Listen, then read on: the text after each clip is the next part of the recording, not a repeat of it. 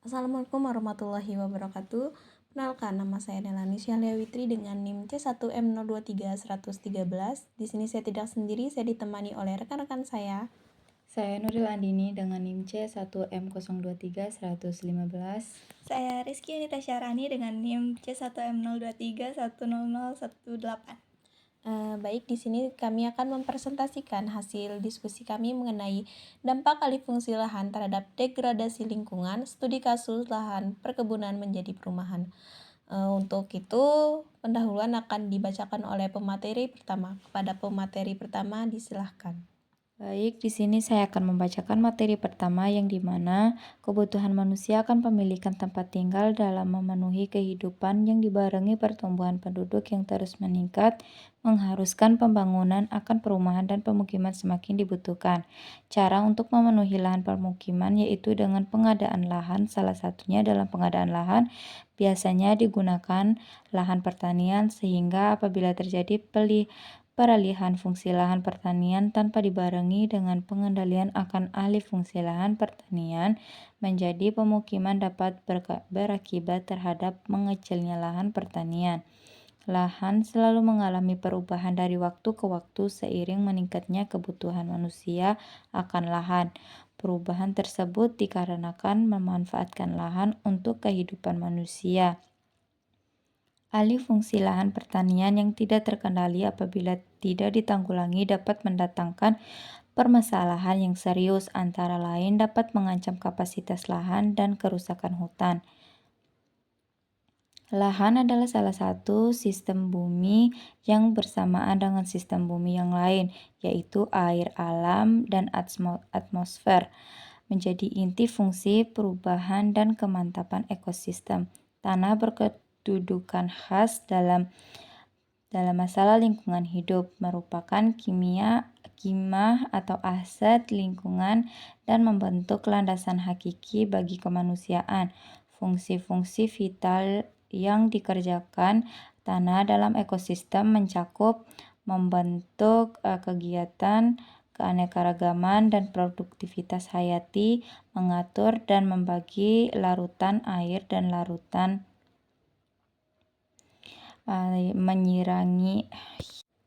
menyaring, menyangga, mendegradasi, imbolisasi, dan detoksifikasi bahan-bahan organik dan anorganik termasuk hasil samping industri dan kota serta endapan atmosfer, menyimpan dan mendaurkan hara dan unsur hara lain di dalam biosfer bumi dan memberikan topangan bagi bangunan sosioekonomi dan perlindungan bagi pemukiman manusia untuk keberlanjutan peri kehidupan dan menjamin kesejahteraannya.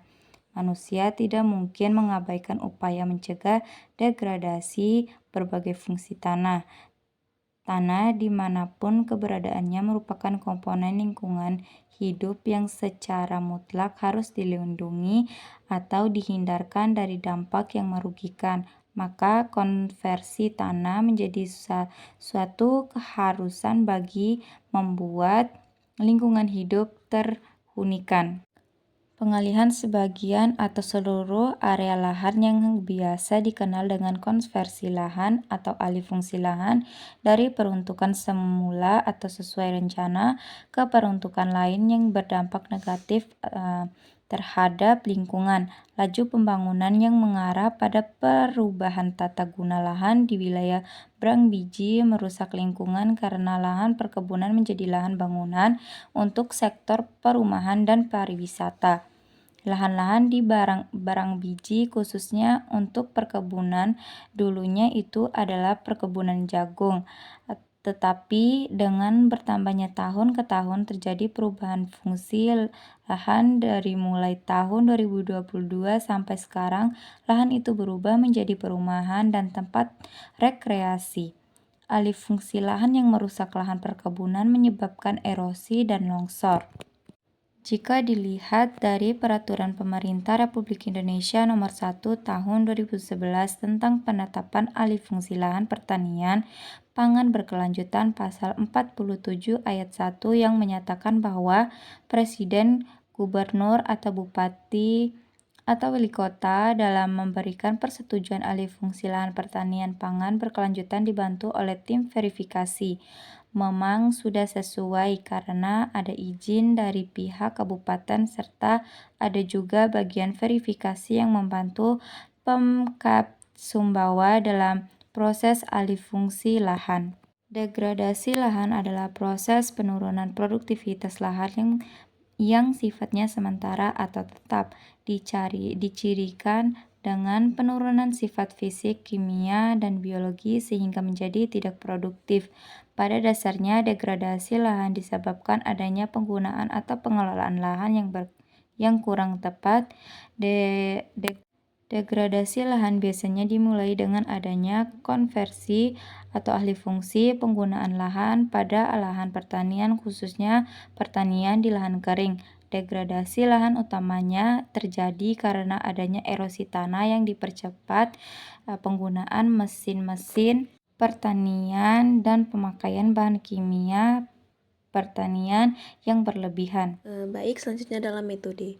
Dalam penelitian ini menggunakan metode studi literatur dan metode kualitatif, yang mana data diperoleh dari buku, jurnal, dan artikel, serta dari beberapa penelitian yang dilakukan tentang alih fungsi lahan terhadap kondisi lingkungan. Baik, di sini saya akan membacakan hasil dan pembahasan. Jadi, luas lahan pertanian bukan sawah di Kabupaten Sumbawa pada tahun 2015 adalah sebesar 508,842 hektar are. Salah satunya terdiri dari perkebunan seluas 22,893 hektar are. Bila dibandingkan dengan luasan perkebunan pada tahun 2014 yang seluas 23,618 hektar are, terjadi penurunan seluas 725 hektar are atau tumbuh negatif sebesar 3,07%. Pertanian merupakan sektor dominan yang diusahakan oleh penduduk Kabupaten Sumbawa Besar, selain sektor industri dan perdagangan.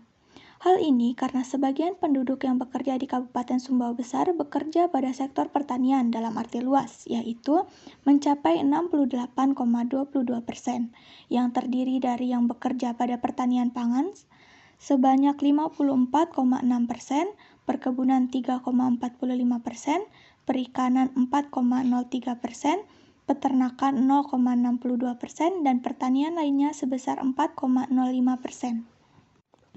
Lahan pertanian yang dialihfungsikan menjadi perumahan pernah menjadi hutan sekitar tahun 1990-an, tetapi mulai tahun 2000-an dialihfungsikan menjadi perkebunan jagung. Hal ini terjadi karena wilayah lain yang mulai mengekspor jagung, sehingga pemilik tanah di Kelurahan Berang Biji mulai ikut menanam jagung karena dianggap bisa menguntungkan. Namun, karena kurangnya lahan, banyak masyarakat yang mulai mengalihfungsikan hutan tersebut menjadi lahan perkebunan jagung. Karena seringnya digunakan untuk penanaman jagung tanpa dilakukan rotasi tanam dan penggunaan pupuk kimia yang berlebihan, tanah di wilayah tersebut mengalami degradasi, sehingga petani yang awalnya memanfaatkan daerah tersebut untuk perkebunan menjual tanahnya kepada developer karena dianggap kurang menguntungkan jika digunakan untuk menanam jagung. Developer yang membeli tanah cenderung memanfaatkan lahan untuk membangun perumahan. Banyaknya lahan yang dialihfungsikan menjadi perumahan menyebabkan berkurangnya lahan perkebunan. Hal ini menyebabkan turunnya hasil produksi jagung dari tahun ke tahun, terutama sekitar tahun 2014 sampai 2015, yang dimana lahan pertanian berkurang 725 hektar are atau sekitar 3,07%. Hilangnya lahan perkebunan ini juga berdampak negatif bagi masyarakat. Hal ini terjadi karena berkurangnya lahan pertanian menyebabkan masyarakat yang awalnya bekerja sebagai petani kehilangan pekerjaannya. Apalagi, sebagian besar masyarakat di Kabupaten Sumbawa Besar bekerja sebagai petani. Lahan yang dijadikan perumahan jauh dari sumber air dan termasuk lahan tada hujan, sehingga para petani yang menanam jagung hanya memanfaatkan air hujan pada bulan-bulan tertentu. Jika penanaman jagung dilakukan pada musim hujan, petani biasanya menggunakan obat-obatan untuk meningkatkan kualitas dari tanaman jagung, sehingga hasil panen tetap maksimal meskipun pengairannya kurang. Namun, hal tersebut malah meningkatkan degradasi tanah pada lahan. Degradasi lahan ditandai oleh adanya penurunan produktivitas pada suatu lahan. Aktivitas manusia dalam memanfaatkan alam yang kurang tepat menjadi kunci bagi masalah ini. Menurut pendapat Wahyu, lahan akan menurun produktivitasnya hingga tingkat kritis jika dalam pengelolaannya tidak ada upaya konservasi tanah dan air. Hal berbeda diungkapkan oleh Sriana bahwa ketergantungan pada hasil pertanian akan berpengaruh pada kualitas lahan pertanian. Para petani akan berusaha agar sebisa mungkin agar lahan mereka tetap subur dan menghasilkan uang, sehingga mereka memakai cara cepat memakai pupuk kimia, pestisida, dan lain-lain. Dampaknya terjadi pencemaran lingkungan.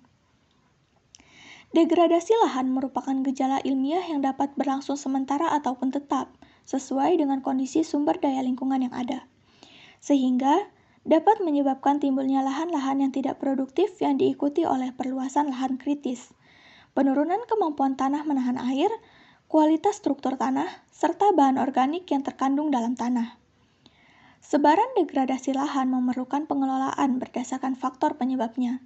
Secara umum, pengelolaan dapat dilakukan melalui penerapan teknis konservasi tanah dan air melalui prinsip konservasi lahan secara mekanis, pertanian organik, serta penambahan bahan organik tanah.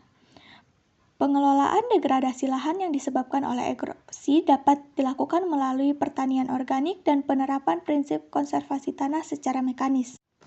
Hal ini dilakukan dengan mengatur pemilihan jenis tanaman dan mengatur jarak tanam pada tanaman yang dipilih tersebut. Tanah yang sudah terlanjur terdegradasi dapat diolah kembali dengan cara pemberian pupuk dan memperkaya organisme penyubur tanah. Tanah tandus memiliki kandungan unsur hara yang rendah sehingga perlu ditingkatkan dengan memberikan pupuk. Ada dua jenis pupuk yang bisa diberikan. Yang pertama adalah pupuk kompos. Pupuk kompos adalah pupuk organik yang terbuat dari sisa tanaman dan hewan. Dan pupuk kedua adalah pupuk kandang. Pupuk kandang adalah pupuk yang berasal dari kotoran hewan. Pupuk ini dapat mengurai bahan organik secara tepat. Selain pemberian pupuk, organisme penyubur tanah memegang peranan yang sangat penting, mulai dari dekomposer untuk tanah, mengurai polutan, bereaksi kimia dalam tanah, dan lain-lain.